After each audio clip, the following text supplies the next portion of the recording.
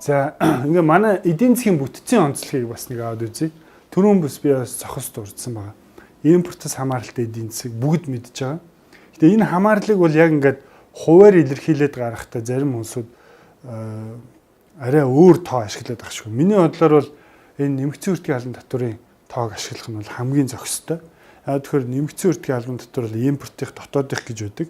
Энэ бол Монгол улсад одоо явагдаж байгаа нийт бараа, ажил, үйлчлэгээ, худалдаа бүх зүйлээс авж идэг татвар учраас Монгол улсын эдийн засгийг бүхэлд нь харж болох. Одоо зураг авалт шиг харж болох ийм төрлийн татвар байдаг. Аль ч улсад нэмэгдсэн үртгийн албан татвар бол ийм онцлогтой байдаг. За ингээд нэмэгдсэн үртгийн албан татврынхаа орлогыг бол бид аваад үзэх юм бол 2000 энэ бол одоо сангийн яамны вебсайтаас авч үзсэн тоо байна.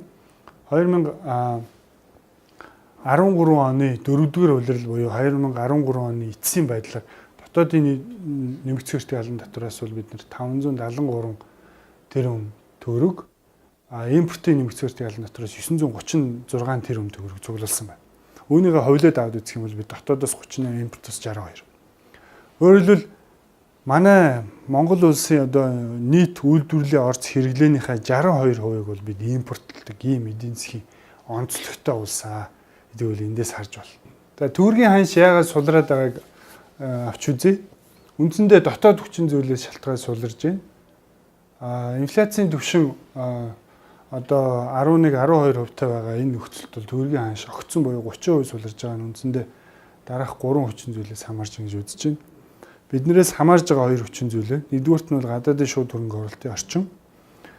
Гадаадын шууд хөрөнгө оруулалтын орчин яагаад биднээс хамаарж байна вэ гэхээр энэ бол гадаадын шууд хөрөнгө оруулалтын орчин хууль эрх зүйн орчныг бид нэр бүрдүүлж байгаа учраас гадаадын шууд хөрөнгө оруулалтын орчин биднээс хамаарсан хүчин зүйлд оруулалт тооцож байна. 52% буюу 2.3 тэрбум доллар буурсан байна. 2012 онд 4.4 тэрбум байсан бол 2013 онд 2.1 тэрбум болж буурсан байна. За энэ бууралт нь бол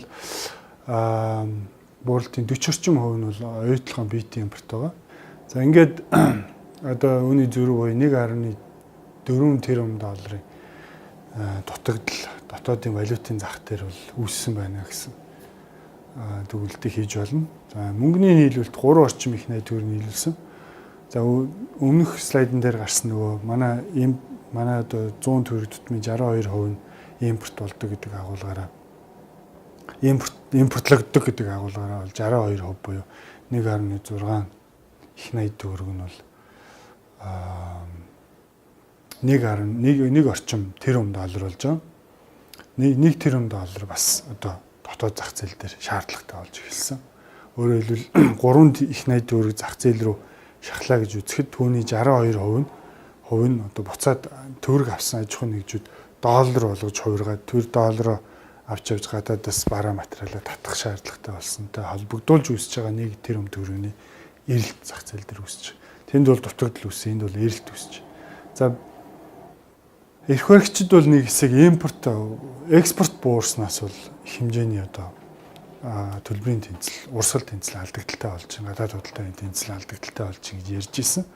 Гэтэл бодит байдал дээр бол тоо бол арай өөр дүн төр зүрх харуулж байна. 12 онд 4.3 тэрбум долларын экспорт хийжсэн бол 13 онд 4.2 буюу дөнгөж 2.6% бууралт. Өөрөөр хэлбэл энэ нийт валютын ханшинд үзүүлж байгаа нөлөөлөл бол тийм том хүчин зүйл биш вэ гэдгийг бол эндээс харж болно.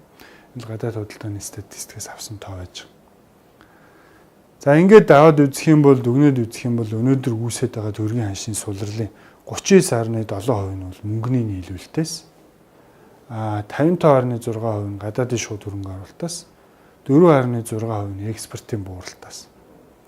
Өөрөөр хэлбэл эндээс ямар дүгнэлт хийж болох вэ гэх юм бол хэрвээ бид мөнгөний төлөлтийг мөнгөний нийлүүлэлтийн мөнгөний бодлогоо оновчтой явуулсан бол энэ 39 за нийтдээ 40% энэ одоо өөрчлөлт гарахгүй байх боломжтой байсан. Өөрөөр хэлбэл 1300 за 350-аас 1800 хүрсэн гэдээ үзэхэд чинь 1600 орчим дээр бол төгрөгийн өнөөгийн ханш тогтох боломжтой байсан гэдэг дүгнэлтийг бол хийх боломжтой байна.